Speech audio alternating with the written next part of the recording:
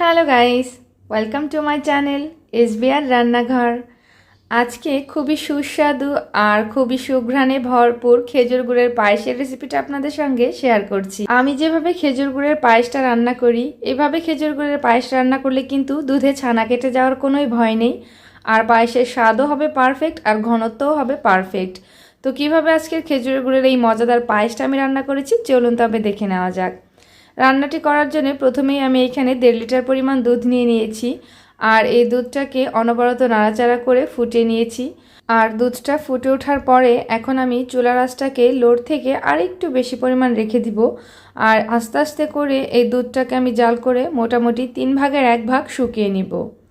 তো ফিরে আসলাম 3 ভাগের 1 ভাগ দুধটা শুকিয়ে নেওয়ার পরে। দেখতেই পাচ্ছেন দুধের কালারটাও চেঞ্জ হয়ে গেছে আর অনেকটাই কিন্তু শুকিয়ে গেছে, আর দুধে অনেক পরিমাণ সরও জমা হয়ে গেছে। এ পর্যায়ে দিয়ে দিচ্ছি ধুয়ে রাখা কালিজিরা চাল, মানে পোলাও রান্না করার যে চালটা হয় সেই চালটা। আমি 1.5 মুঠো পরিমাণ পোলাও চাল নিয়ে নিয়েছিলাম, আর এটাকে পরিষ্কার করে ধুয়ে এখন পায়েসের জন্য ব্যবহার করছি। আর যেহেতু চালটা আমার ভেজা, ওই জন্য পায়েসের চালটা দেওয়ার সঙ্গে সঙ্গে কিন্তু ভালো করে নেড়েচেড়ে নিতে হবে, না হলে চালটা দলা পাকিয়ে যাবে। তো চালটা সহ ভালো করে নাড়াচাড়া করে আরও একবার আমি ফুটিয়ে নিয়েছি। আর এই পর্যায়েও চুলার আঁচটাকে আমি মিডিয়াম লোতে করে রেখে দিব চালটাকে সেদ্ধ হয়ে যাওয়া পর্যন্ত। চালটা সেদ্ধ হতে থাক, আর এই দিক থেকে আমি গুড়টা প্রিপেয়ার করে নিব। সাধারণত বাজার থেকে খেজুর গুড় যখন আমরা কিনতে যাই, সেটা দেখে ভালো কি মন্দ সেটা কিন্তু বোঝার উপায় থাকে না, শুধুমাত্র ভালো স্মেল দেখেই আমরা গুড়টা কিনে নিয়ে আসি। তো অনেক সময় দেখা যায় সরাসরি যদি দুধে খেজুর গুড় দিয়ে আমরা জাল করতে যাই, তাহলে দুধে ছানা কেটে যায়। তো ওই জন্য আমি আর রিস্ক না নিয়ে গুড়টাকে আলাদা করে জাল করেই পায়েস বা পিঠাপুলি যাই কিছু তৈরি করি, এভাবেই ব্যবহার করি। এতে করে কিন্তু দুধে ছানা কেটে যাওয়ার কোনোই ভয় থাকে না।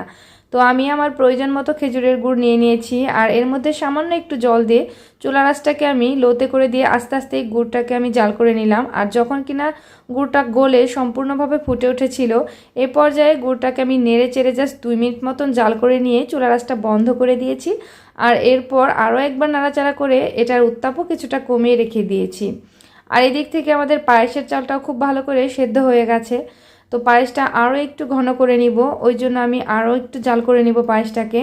আর পায়েসের চারদিকে যে সর জমা হয়েছে, এটাও আমি হাতা দিয়ে ভালো করে উঠিয়ে দিচ্ছি, এতে করে পায়েসটা খেতে আরও বেশি টেস্টি হবে।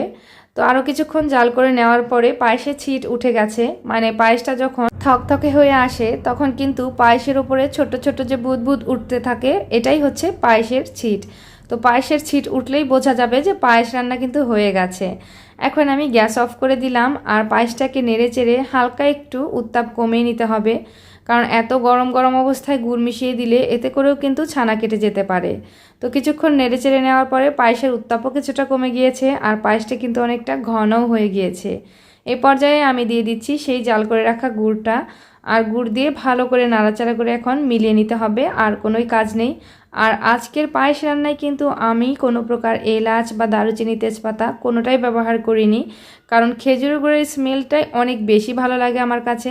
তো আলাদা করে আর অন্য কোনো ফ্লেভার দেওয়ার কোনো কারণই নেই এই গুড়ের পায়েসে। তো গুড়টা মিশিয়ে নেওয়ার পরে এখন আমি বেড়ে নিচ্ছি। পায়েসটা তো একদমই রেডি ফর সার্ভ। আর রেসিপি ভালো লাগলে প্লিজ লাইক, কমেন্ট এবং শেয়ার করবেন, আর অবশ্যই আমার চ্যানেলটিকে সাবস্ক্রাইব করে পাশে থাকা বেল আইকনটি ক্লিক করে দিবেন। সকলেই ঘরে তৈরি খাবার খান, সুস্থ থাকুন।